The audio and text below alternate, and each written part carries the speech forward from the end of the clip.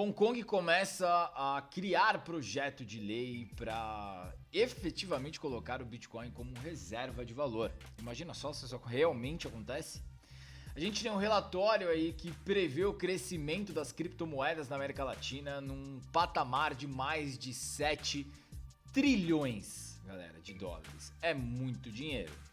Temos também cidade dos Estados Unidos que vai incluir Bitcoin como fundo de pensão. Michael Saylor, que faz discurso histórico na Bitcoin Conference lá em Nashville no sábado. Temos também BlackRock que explica por que não deve lançar mais ETFs de outras criptomoedas. E por fim, a gente tem Donald Trump dizendo aí que o Bitcoin passará o ouro, né? E também falando sobre promessas que vão acontecer, né? Lembrando que ele é um político, aí quando ele virar presidente dos Estados Unidos. Galera, isso e muito mais hoje aqui no Insights de Mercado. Vamos para nossa vinheta.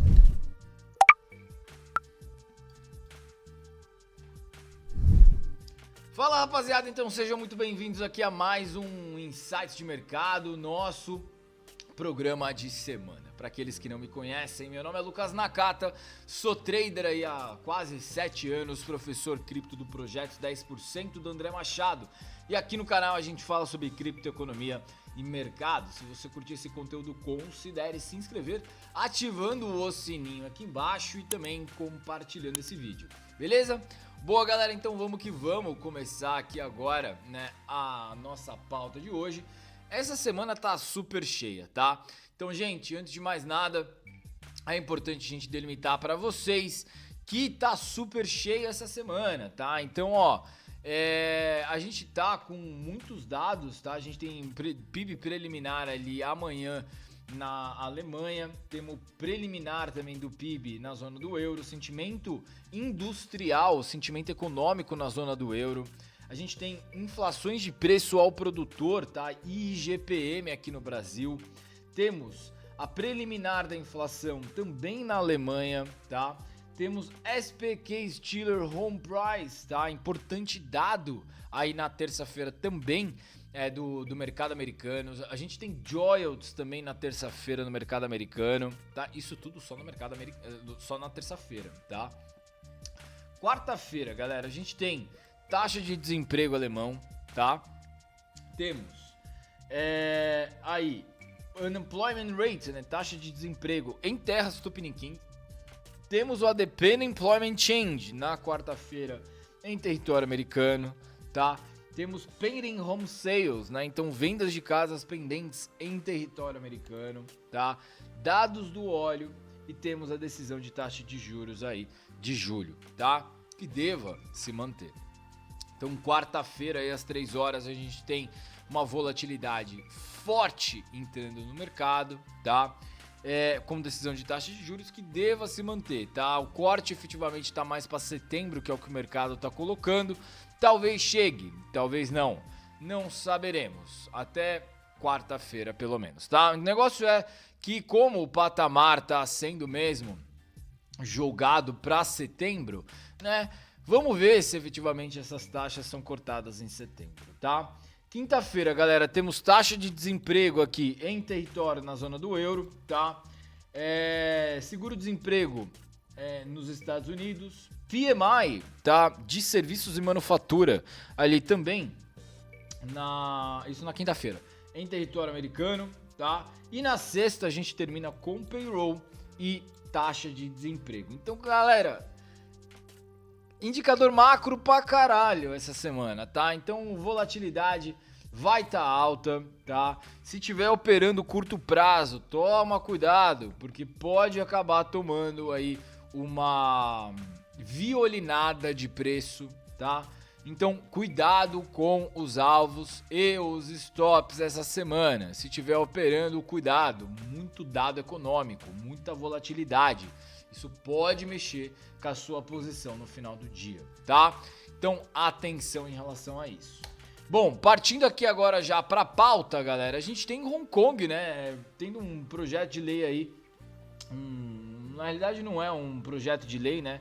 É um membro do Conselho Legislativo, que é o Johnny NG, né, called for Hong Kong to research to consider including Bitcoin in a strategic financial reserve, né? Ou seja, um membro do conselho legislativo, que é chamado de Johnny, né, esse cara aí, Johnny NG, que eu não sei quem que pediu aí, né, uma pesquisa para considerar o Bitcoin como reserva financeira estratégica aí do território, tá? Então, de acordo, inclusive, ele veio, eu acho que também bem animado por conta do Trump, né, que veio comentando aí em Nashville aí no sábado, mas ele veio falar aí das oportunidades de incluir o Bitcoin como reserva diferente, né, para Hong Kong, né, o que seria uma possibilidade aí de reserva estratégica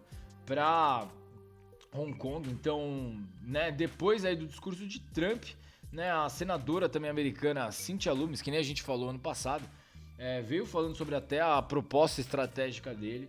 E Hong Kong parece que veio na mesma função, né? Depois aí de copiar a senadora americana, né, a Lummis, parece que o menino aí ficou bem animado e também colocou aí para aprovar, né, uma proposta, pelo menos um estudo, de colocar o Bitcoin como proposta de reserva estratégica em Hong Kong, né? O negócio é bem interessante, porque se a gente começa a ver os países agora de maneira geral fomentando essa ideia, né, de criar uma reserva de valor, uma reserva estratégica que seja baseada em Bitcoin, a gente está falando de um aumento não só de capital, né, de valor agregado ao ativo, mas também, né, a ramificação aí de outros territórios soberanos também colocarem o Bitcoin como moeda, não moeda legal, mas como reserva de valor, né? Existe um caminho a ser feito até chegar à moeda corrente. O primeiro passo é sim colocar como moeda, como reserva de valor. Gravei um vídeo no Instagram até semana passada falando sobre a mudança que já tem sobre os baby boomers, né? O tiozão ali do terreno que já está se interessando mais por Bitcoin, porque o Estado está entrando, né, na negociação privada ali entre duas pessoas e cobrando, né? Eu não sei se vocês viram, mas tem um projeto de lei aí para cobrar 25% de tributo em cima do valor do imóvel. E não é para a galera que é super rica, né? Então a gente está falando aí de um valor de 4 milhões batendo e você tendo que pagar 1 milhão para o Estado, né? Então enfim, é o tiozão do terreno que ele vai ter que se atualizar. Se ele quiser manter o valor do dinheiro dele, vai ter que ser por Bitcoin.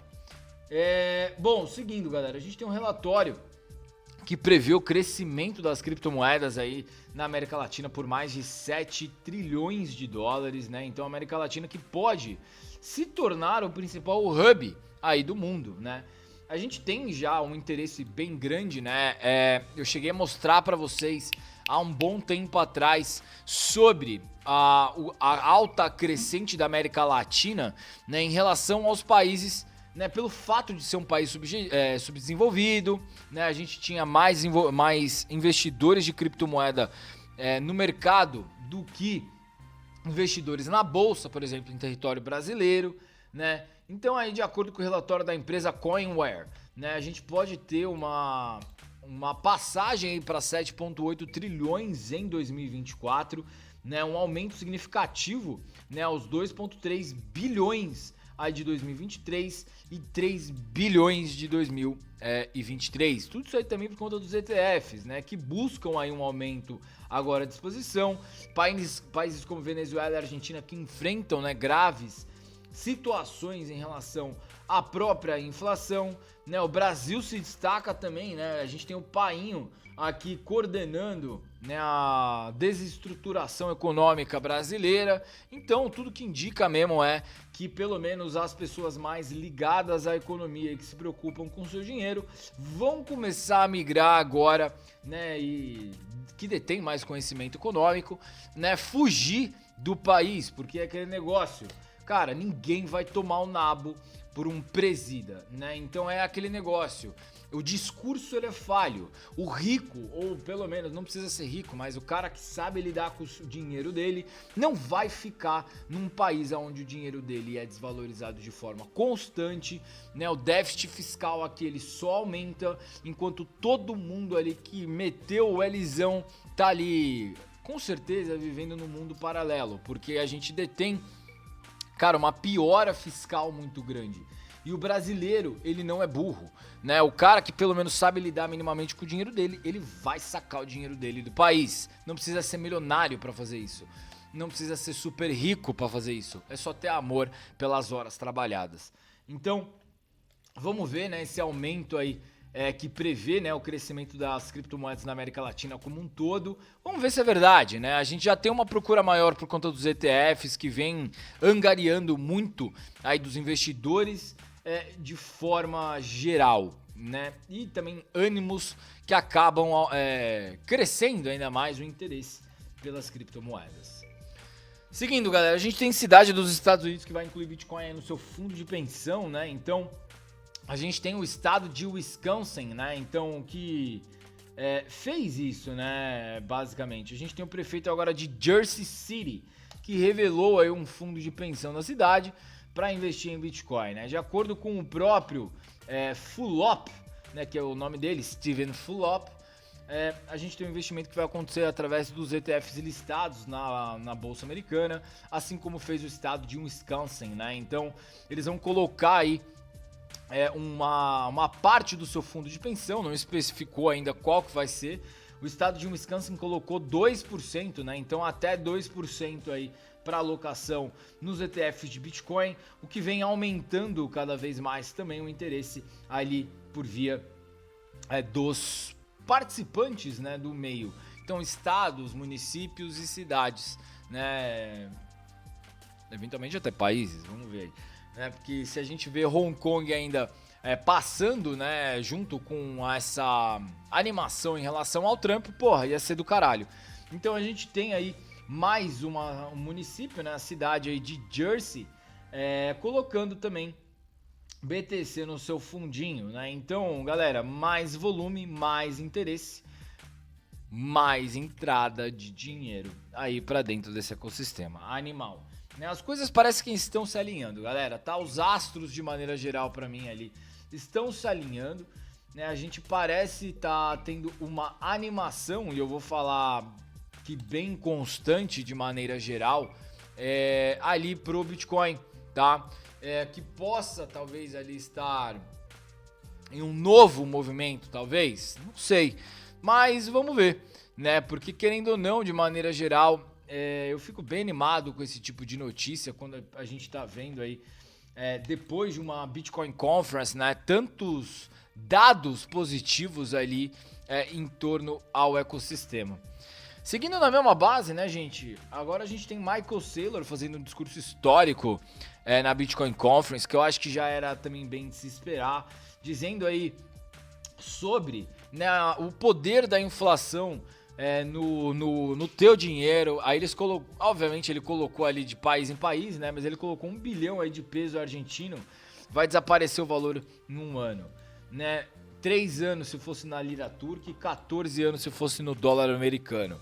Se você colocar ele em investimento num fundo de cobertura, você aumentaria a vida dele em 10 anos, mas no final ele desvalorizaria da mesma maneira. Então, no final das contas, ele conclui que a inflação é só a ponta do iceberg, né? Que os custos ali de maneira geral, para a estrutura do sistema financeiro como um todo, é um sistema muito gasto, muito caro, muito custoso, né? E que, enfim, é horrível. Depois ele até comparou ali com uma Ferrari que dura 5 anos, né? Comentando do custo de manutenção aí de 6 no caso de um iate, enfim. Que tem uma série de coisas, né? Então, não adianta. Você tem que comprar ativos e não passivos, tá? Quando a gente tá falando ali de investimento, né? Porque, querendo ou não, é o tempo de hora trabalhada, é a sua vida que tá ali e que você tem que fazer esse tempo render, né? Seguindo, galera, a gente tem BlackRock explicando por que não vai lançar os ETFs aí de criptomoeda, né? Mais ETFs. Então, a BlackRock, né, o head de ativos digitais da BlackRock, Robert Mitnick, disse que não acredita que o mercado tem interesse em outras criptomoedas. E vamos lá, é verdade, né, não tem qual que é a menor função aí da BlackRock, cara, ficar indo para outros ativos, cara. Ele detendo a primeira e a segunda maior criptomoeda já tá mais do que ótimo, né? O argumento de Mitnick disse de que o Bitcoin domina 55% do mercado e o Ethereum os 18%, né? Respectivamente, depois a gente tem BNB e Solana. Então não faria sentido nenhum ele fazer um ETF para um público tão pequeno, né? O ideal é sempre a gente lançar para os maiores para facilitar o ingresso e numa boa, é o que eu venho batendo na tecla há vários períodos aí, vários meses, em que, cara, não acho que tem que ter ETF de Ripple, não acho que tem que ter ETF de Solana, não tem motivo. Até falei assim, cara, até numa entrevista lá na BMC News, né, do jornal ali, que é voltado para mercados de renda variável aqui no Brasil. Falei, olha, eu não vejo função, né, por exemplo, de um ETF de Ripple, ETF de Solana, até porque ETF de Ethereum eu até consigo ver pela ser o segundo maior criptoativo, né, de ter uma fatia de mercado. Agora o restante, para que você vai fazer? Para nada, né? É um custo totalmente aleatório. Então, aí o Robert Mitnick vem junto com o Nax, né, falando que não tem basicamente função para ser criado outros ETFs, né? Então, basicamente, ele viu aqui o Insights de Mercado. Tamo junto aí, um abraço para o Robert Mitnick, que vê o nosso programa, né? Imagina, e repetiu aí o que o Nax sempre comenta com vocês. Mas, animal, né? Então, continuamos, estamos bem alinhados. Acho que a ideia é a mesma. Por fim, galera, a gente tem Donald Trump aí dizendo que o Bitcoin vai passar o ouro, né? E fala sobre outras coisas bem animadas aí dentro da campanha, né? Então ele tá em campanha presidencialista, lá em presidencial nos Estados Unidos. A gente tem aí, né, o BTC também atingindo uma máxima nesse final de semana aí em reais, tá? Não que seja muita coisa, porque na realidade não é. Mas a gente tem o Trump dizendo que o BTC vai passar o ouro, né, em valor de mercado. E elogiou, né, a posição aí de diversos empresários dentro do meio. Falou aí, né, que vai passar o valor do ouro com toda certeza, né? E que a maioria das pessoas não faz ideia do que seja isso ainda, né? Mas isso vai acontecer. Diz que é um milagre da cooperação aí da conquista humana, né? E de que ainda mais por ser um dinheiro lastreado, né? Que tenha lastro próprio, não seja no lastro do Estado, né? E falou que quando ele entrar pro governo dos Estados Unidos, eles não vão nunca mais vender, né, os seus bitcoins, vão manter aí esse 1% da oferta global, né? Não vai ser vendida e que inclusive os Estados Unidos vão comprar mais, né? Então não chegou a falar sobre manter o ativo em reserva estratégica, algo do tipo, mas disse que os Estados Unidos vai ser o point, né, das criptomoedas do mundo, né, e que vai competir com a China e com os outros países, né, mesmo com uma quantidade de energia tremenda para se manter, eles vão buscar, né, ser a linha de frente em relação a isso.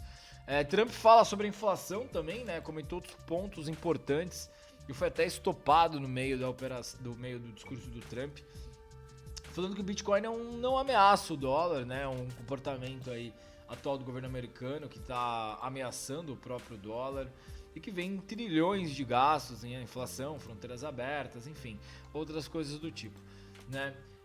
Enfim, vamos ver como é que vai ser também, né? Vai ter Donald Trump aí talvez em 2025, talvez, né? De novo, vamos ver. Mas o negócio falou muito, falou bem. Vamos ver como é que vai ser, né? Animou bastante aí o pessoal de maneira geral. Só que, galera, só um ponto aqui, né? Não esqueçam que o Trump continua sendo um candidato, né? Ele continua sendo um político. Não dá para levar isso em consideração total o que ele fala. Muita animação, né? Eu acho para isso. Mas assim, galera, ele é político. Ele é político, tá? Não é para ficar lambendo bola dele também, tá bom? Bom, E vamos de preço, galera. Então, o preço a gente tá beijando aqui uma zona extremamente importante, que é a zona dos 70 até 73 mil dólares. Alta concentração de volume. Alta concentração de volume, tá? Tô comprado em tudo, pra falar a verdade, tá? Tô comprado no gráfico semanal, então Nax voltou e voltou com tudo, meus amigos, tá? Estou comprado no gráfico semanal desde a semana passada, tá? Estou comprado no gráfico diário desde a semana passada também, tá? Então desde sexta-feira estou posicionado já no lucro no Bitcoin. Estou posicionado no gráfico de 8 horas aqui na compra, na ponta da compra também, tá? E estou posicionado também em outra posição. Então, basicamente, galera, o Nax está totalmente comprado, tá? Tô visando esse estouro dessa posição aí de 70, né, até 73. Pô, Nakata, mas tá na cara da resistência, né? Você sempre fala que não é para estar na cara da resistência, né? Ou pelo menos não executar operações na cara da resistência. Concordo, meu pequeno Padawan. Porém, a estatística está do meu lado. Então, vamos ver aí como é que tá, né? Tô aqui, como eu falei na outra operação aqui, comprado. Tudo que vocês estão vendo de long aqui, ó, tá? É compra. Então eu tô comprado até o talo no BTC agora. Estão todas as minhas estratégias basicamente rodando na ponta da compra. Vamos ver qual que vai ser. Eu tô de olho nesse 73 faz tempo, tá? Faz tempo que eu tô de olho nesse 73. Não sei se a gente vai quebrar esse 73. Só que olha a quantidade de volume que fica nessa região, velho. É muito grande. Tá? Muito grande. E eu não tô vendo reação de venda na rede, tá?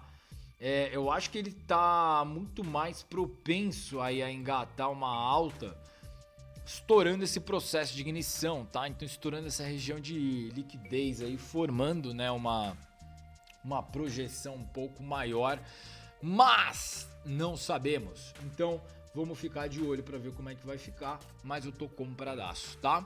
Gente, no mais é isso que eu tenho para falar com vocês. Semana cheia pra caralho. Atenção e cuidado. Muita atenção e cuidado. Beleza? Rapaziada, tamo junto. Um forte abraço, um grande beijo do Nax. Não se esqueçam de deixar o like de vocês, se inscrever no canal, se vocês não forem inscritos, tá? E a gente se vê na quarta-feira aí.